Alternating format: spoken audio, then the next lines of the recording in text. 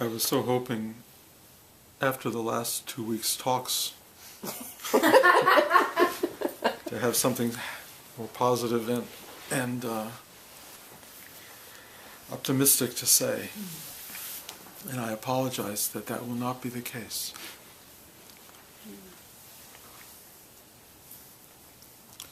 I know as spiritual beings we should be transcendent and be able to live above the world and beyond the world and in spite of the world in a way, but we are the world. One way or another, that's what we are. And what takes place around us is taking place within us. And even if you were in that proverbial cave, you would not be able to escape the vibrational sense of what's occurring all around you. And we are a collective singularity. We are a particle and we are the totality. And the dramas that are unfolding around us are substantial at this moment in time, and they seem to be unrelenting for some reason, if nothing else, to get our attention in some very big and truly emotional way, to feel into the world in a way that is unavoidable.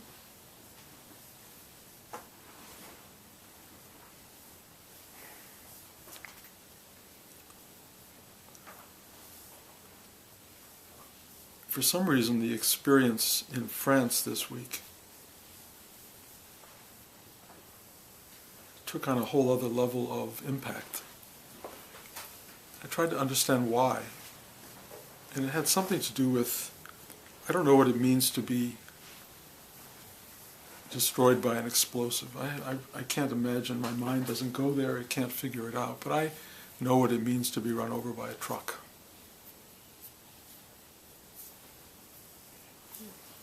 I know that trucks are part of our everyday experience. I walk on these streets outside around here all the time, and trucks barrel around the corners, and I'm very aware of not wanting to be in the wrong place at the wrong time. And when you're trying to avoid something like that, and it is not trying to avoid you, you have to look at the world differently.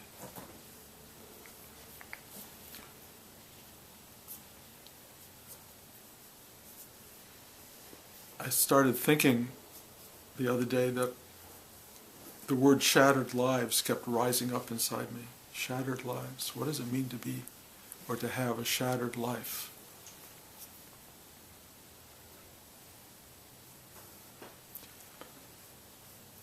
Many of us are lucky not to know that on some level. Lucky may be a strange word, but we haven't had that experience, and you can't know what it is really until you've had that experience, and so everything we're going to talk about here is a conjecture of sorts.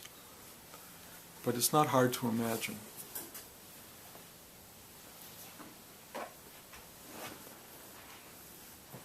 I watched a number of interviews on television, and people saying that the loss of family members took everything from them. And I know what that meant, and we all know what that means. And trying to imagine, who are we when everything is taken away? When everything we love, everything we built our life around, everything that had meaning and purpose and centering is gone. The center disappears.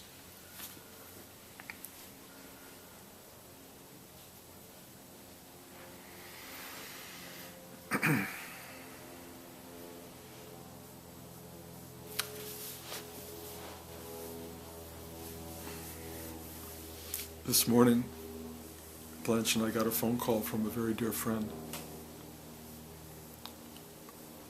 She has 5 children and lost one of them this morning. And he was in Hawaii with his children. And his 5-year-old daughter got swept away by a wave. And he had to make this decision, and he jumped in to save her. and that both of them were lost. And so it just brought all of this back in a much more personal way. Because I have grandchildren and children, and I understand the courage that it takes and the absolute willingness it takes to give yourself for your children or your grandchildren. The willingness to jump in front of trucks, the willingness to jump in the ocean, to do whatever you have to do. I totally understand it. I haven't been tested in that way, but I understand it. And more importantly, I feel it. I just feel it. And what it means to live in a world where there is no safety. What does that mean? Well, we have always lived in that world. We have always lived in that world. The fact that we have experienced safety is the miracle. Because we are never safe, ever, really. And ultimately we lose. Ultimately, that which we are guarding and protecting, which is life itself, doesn't last. In one way or another, it is removed from the equation. Life as we know it is gone. For those left behind, the suffering that comes out of that is the most frightening and difficult thing imaginable.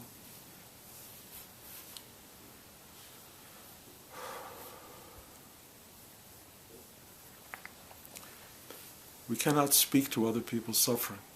We cannot even really help them through it. We can show up. We can, as Dale said to me this morning, we can cry with them. We can hug them. We can be present with them. But don't pretend to talk to them. Don't pretend to address their need or their sorrow or their suffering, because you can't. They're working as hard as they can to address their own, because that's the journey they've been set upon. But it's also the journey we're all set upon. And in a way we can learn from them, and we can learn from our own imagination about what we would do. But most people take that about 1/4 of an inch into the system and they stop. That's as far as I'm willing to go. I am not going to feel that any more deeply than that 1/4 of an inch, because it's not bearable. And yet when it happens to you, you have no choice. You can't stop at 1/4 of an inch. It goes miles deep, billions of miles deep. And it takes you into something you can't know until it takes you there. And it's a journey, and it's a process, and it's not a quick process. It's a very prolonged process because it's so hard to accommodate it. Loss at the level of what happens to so many people, and which we experienced in France this week and the weeks before, and what our dear friend experienced this morning. Nobody knows what that is until you're there. And I will tell you, in a funny way, funny the wrong word, but we will all be there. We will all be there. It may not be as sudden, as unexpected, and as tragic. It may not shatter us in the same way, but it will take us. It will take us. More extraordinarily, even though you don't know this, it's taking you right now. Every minute it is taking you. Every minute you think you have another breath, it's already taking one of your breaths away. The journey to finality is ongoing. I talked about it last week, this idea that so many people are surprised by that. They're surprised that they're going to die. They come to the end and they go, why me? And it's the tragedy, the real tragedy, is that you don't learn about it until you're staring it in the face.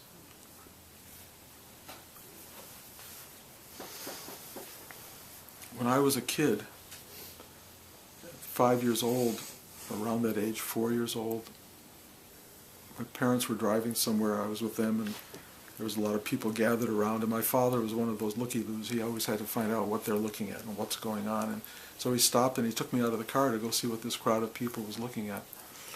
And they were looking at another 5-year-old girl lying on the ground, covered in a blanket with blood oozing out into the blanket. And I'm staring at this, and I think she was dead or dying. She was not well comforted, I could tell that, because like her parents weren't there, but other people were trying to care for her. And I was 5 years old, and I just looked at this. And of course it never left me, not for a second. And she was covered by a wool blanket that was soaking wet with blood, and I could never wear wool after that, ever. To this day I can't wear wool. And I thought, wow, we die. We die. Why isn't everybody talking about that all the time? Why isn't this on the table every minute? This is happening. It's going to happen to us.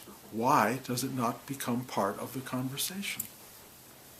And I couldn't figure it out. I never, to this day, in a way, I don't figure it out. And I've talked about it a lot. I've written movies about it. They call me Dr. Death, in some of the reviews, because my movies are all about people dying. But I've always insisted that it's only by understanding dying that you can understand life. You can't embrace life if you can't embrace that it has limited duration.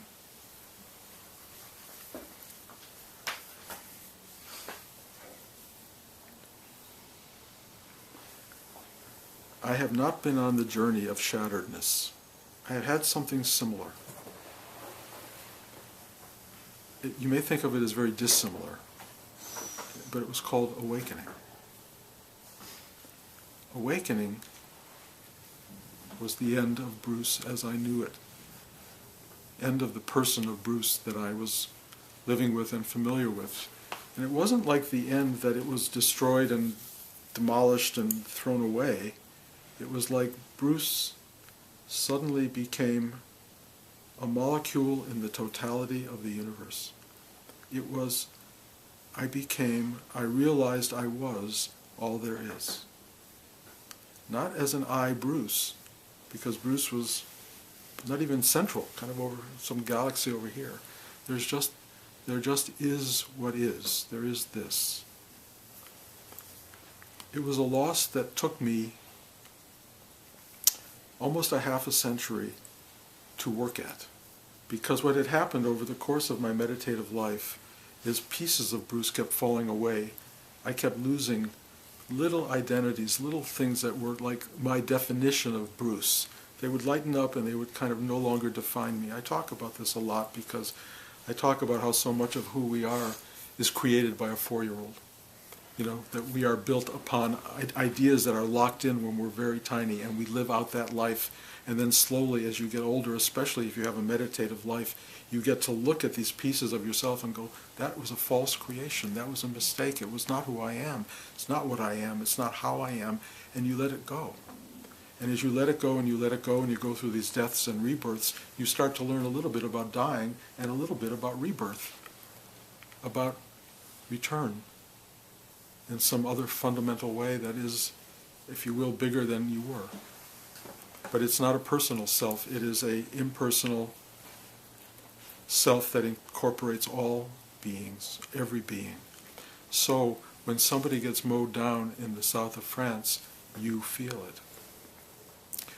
You are both the person who got mowed down and you are the driver of the truck. Trust me. We are all the driver of that truck. And his journey into being that driver is as important to us as the person who was rolled over by that truck with whoever people they were standing with. And that empathy, that awareness, that knowledge is part of your living and breathing self.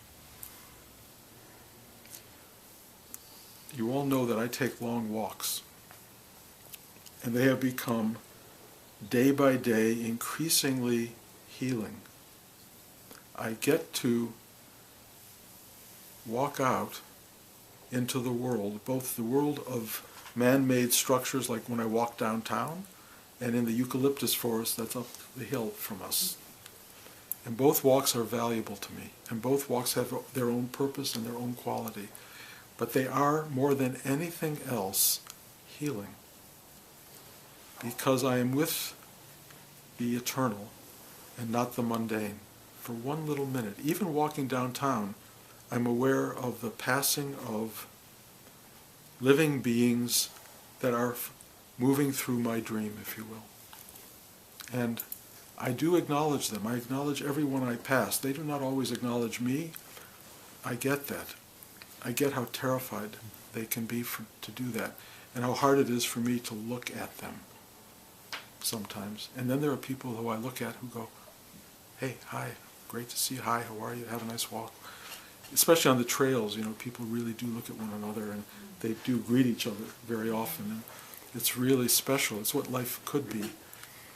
I remember when I lived in Nepal, walking across a great big field, and I could see these 3 Nepalese guys coming at me from a big distance, and I'm walking toward them, and we never had seen each other in our lives. There was no one else around, and it took about 10 minutes to actually get to the place where we met. And when we got to the place we met, I don't know how this happened, but we just stopped and we hugged each other. And then we kept walking, didn't say a word. And I said, I understand what life can be. I understand what it can be. We can't do that, most of us, but we could. We could. And it's so beautiful. I've told this story before, but I think it's important, about meeting a man on an airplane. I was talking about my awakening, my deaths and rebirths and all of that, and, pontificating and stuff. And he said,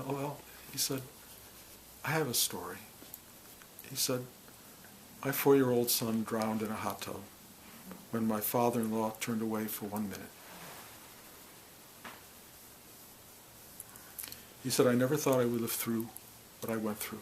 I never thought I would live through it. He said his father-in-law, this is many years before already, his father-in-law could not let go of it. His father-in-law suffers to this day, goes to the gravesite every day, to the point where this man said to me, he told his father-in-law, if you go to the gravesite one more time, you're never coming back in my house. You have to let go. This man said he went on a journey that was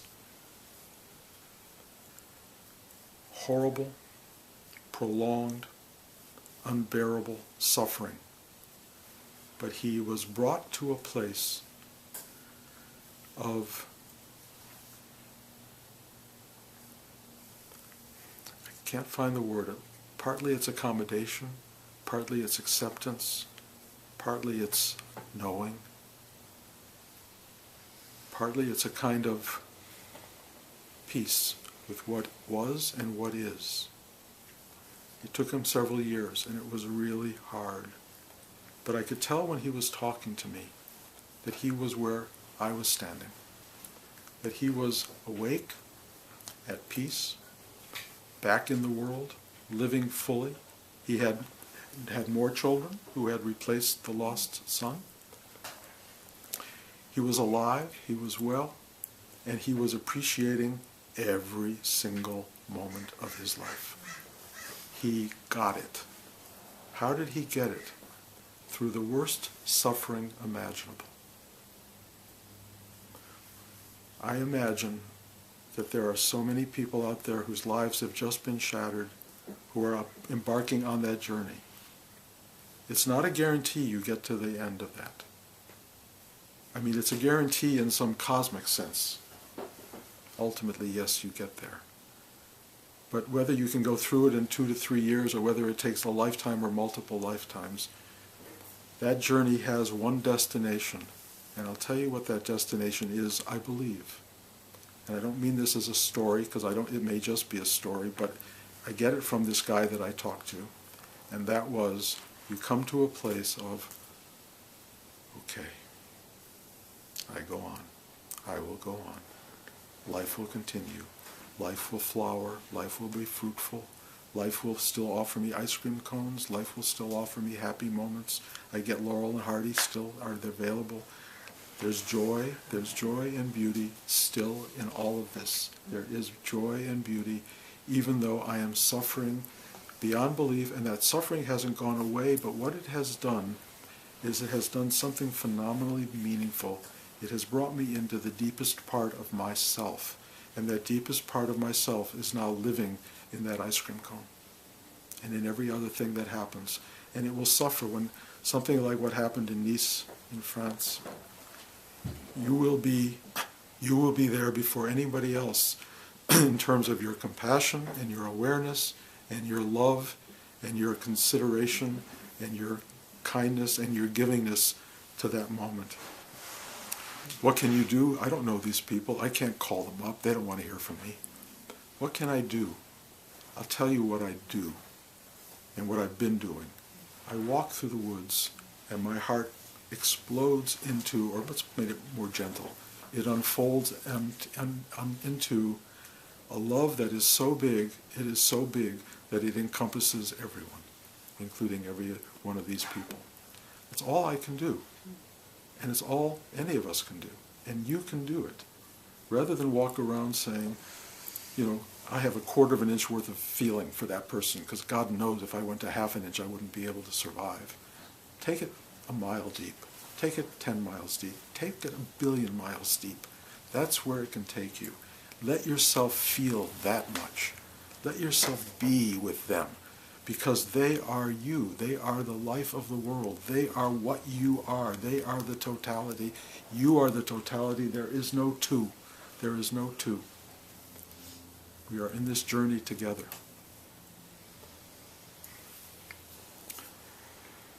Another element that I think is important to talk about, and this is mythologizing it, but I think it's important. What do I know about dying? What do I know about my friend's son who jumped into the ocean to save his daughter? I only know partly through hearsay and a little bit about my own experience.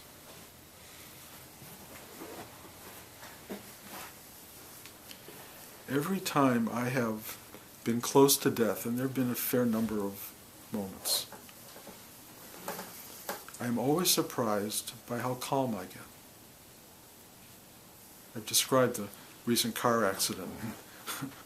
The car is coming at me and about to smash into my side of the door, or my side of the car, and I said, and you've all heard this, oh, this is very inconvenient. And that's exactly what I felt. But my Aunt Esther was drowning in Florida.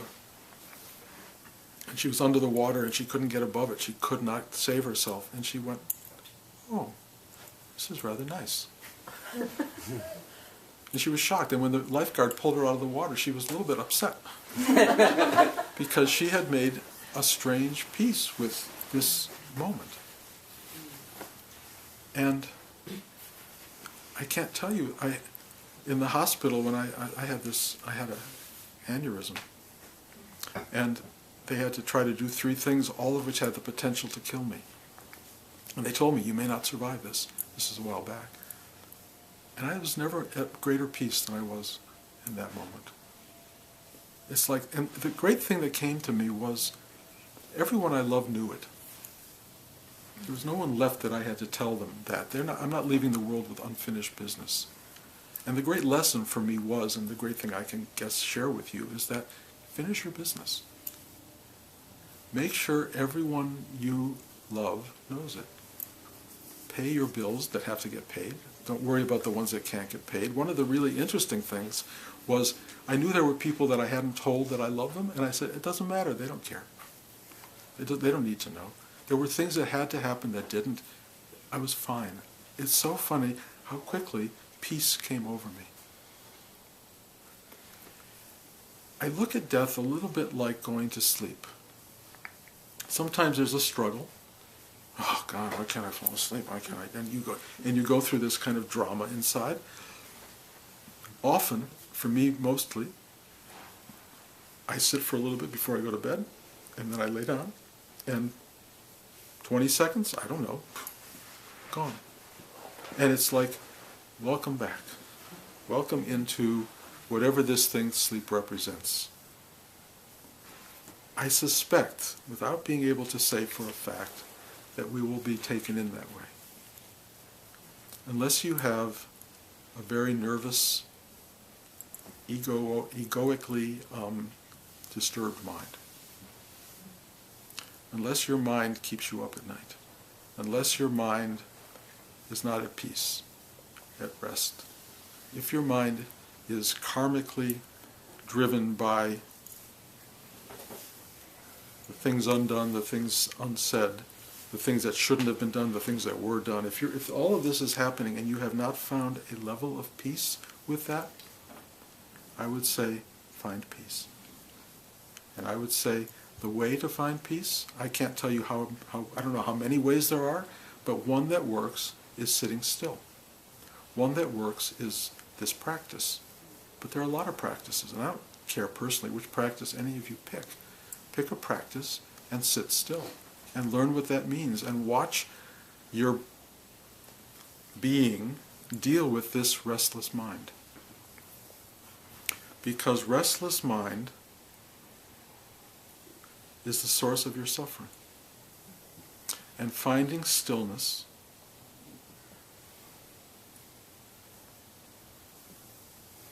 is the release from suffering.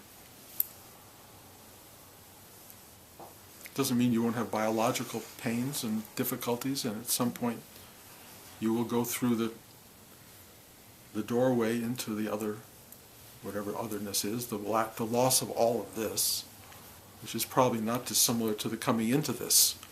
It's a big event, and it's painful. And you're going to need certain skills and powers and abilities or some capacity for profound surrender that will allow you to do it with grace. But any way you do it, most of us come into this world crying, and I think we leave the world crying on some level, or we move into the next world crying, and then something takes you, it swaddles you, and goes, it's okay, and you'll be fine. I think that's how it works. I can't promise anything because I don't know. You know, my experiences tell me that's how it is, and we all have to find experiences that comfort us. Some people think, oh, it's going to be heaven, or worse, or hell, or purgatory. Some people think it's going to be blackout. Some people, everyone has a different idea, I think, of what it is. They're just ideas and they're just stories, but the reality is you'll find out. You'll find out. But I will tell you, stillness provides an enormous kind of clarity. And you get to look at how life works and how it moves into creation and destruction, or as the Hindus have also preservation, so you have birth, preservation, and destruction. You know, that's what we go through. And this middle part, the preservation part, is filled with a kind of unbelievable glue. And this glue, which the mind kind of creates, sticks us, addicts us to being here. It becomes so powerful, it becomes so beautiful, it becomes so scary, it becomes so real, it becomes so phantasmagoric. This universe that we're in, we are stuck in. We are glued to it. We are glued to it with love and fear and everything else. We wake up to it in the morning. You wake up kind of, where am I? It's just such a sweet, oh, I'm here. I'm here. And that may be a happy thing or not. When I was 5 years old, I woke up and went, oh, another day. When I was in my middle life, I woke up, oh God. And now I'm waking up going, oh. I had an experience this week which was so powerful. I woke up and I had no idea where this was. Not where I was, where this was. I woke up going, I'm here, but I don't know what this is, or where I am, or what I am, or who I am. But I woke up.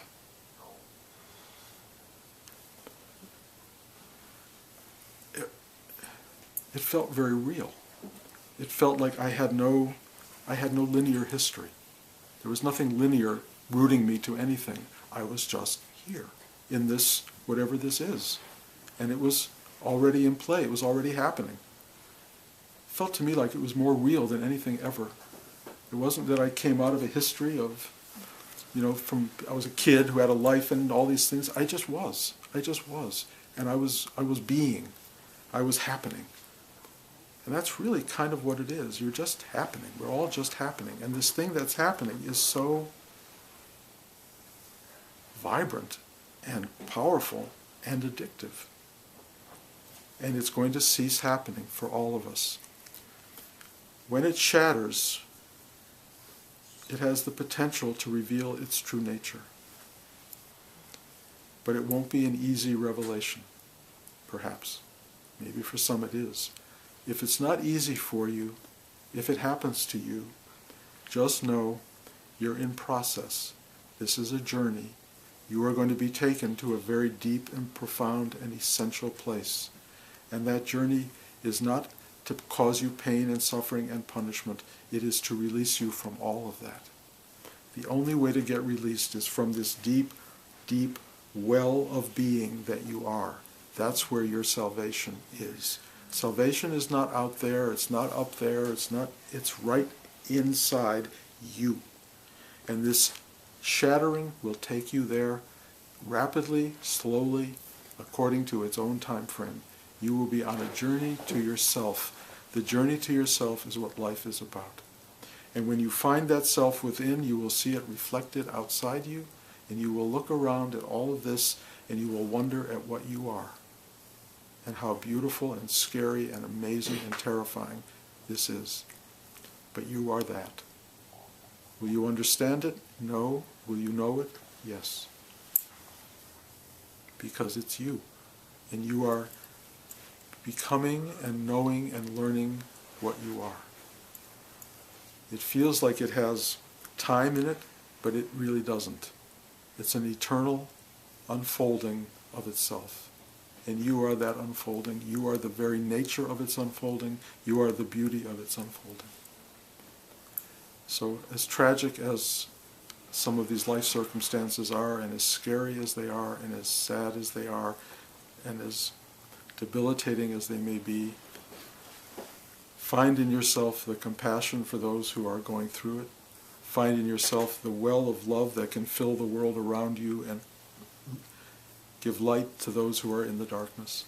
And be that for others, and be that for yourself. And at some point, the line between you and it will disappear, and you will simply walk around in a state of joy and bliss. Well, that's not totally true. You'll walk around with lots of more joy than you've had, a lot more bliss, but you will also taste and feel and experience the suffering of everyone around you.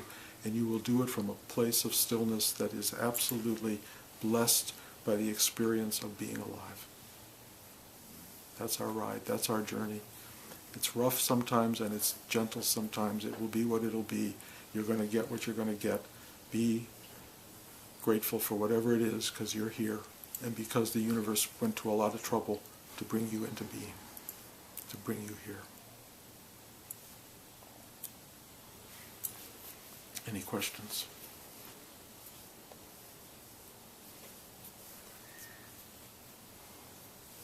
Just feel it so.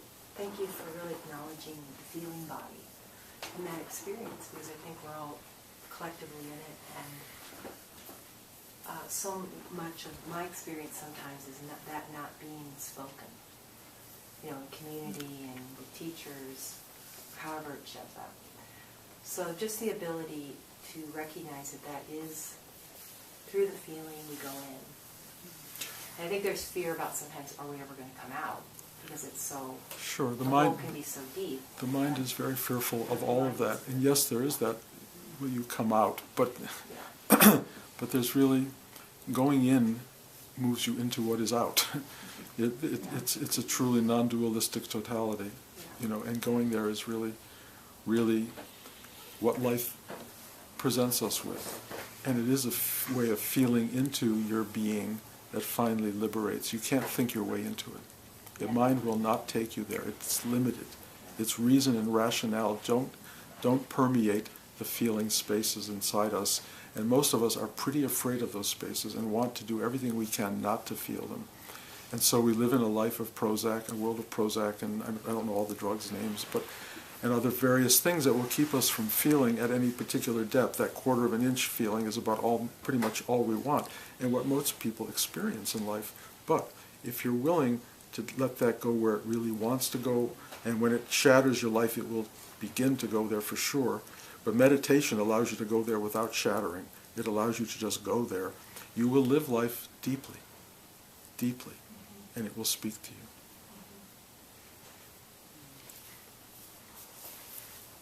Anybody else? I want to thank you all for coming. I especially want to thank Dale for coming. Dale flew 3,000 or 4,000 miles to be here for this class, and I kept saying, "Why are you coming here? It's on. You got it on video, you know." And I have nothing to offer. So but I have to say, I think in the end she came here for me because I was so grateful to meet her. I wanted to make a comment when you said that, you know, I told you about my neighbor's 4-year-old son drowning in the river and me not knowing what on earth to say. But she said it was the tears in my eyes that helped her. But I need to apologize because this morning when you were suffering, what did I do? I went and got a poem and gave it to you. What I should have done was just gone over and wrapped my arms around you. Except it was the most beautiful poem. So, anyway, I hugged Blanche, but I didn't hug you. Look, So guys, here's a big hug. thank you. I really, I appreciate all of your being here. And like Dale, you bring me a gift, which is you. You may not know that, but trust me, I am enriched by your presence coming here, and grateful, just grateful. And you know, this energy shows up for you because it loves you, and I get to be the vessel or vehicle through which it passes. But I also get to feel it as it moves through the system. So thank you for being here. And you know, we're here next week, right? One more week, and then we're going to LA for a week, and then August is crazy, and we'll talk about that down the road. But thank you guys for coming. Thank you.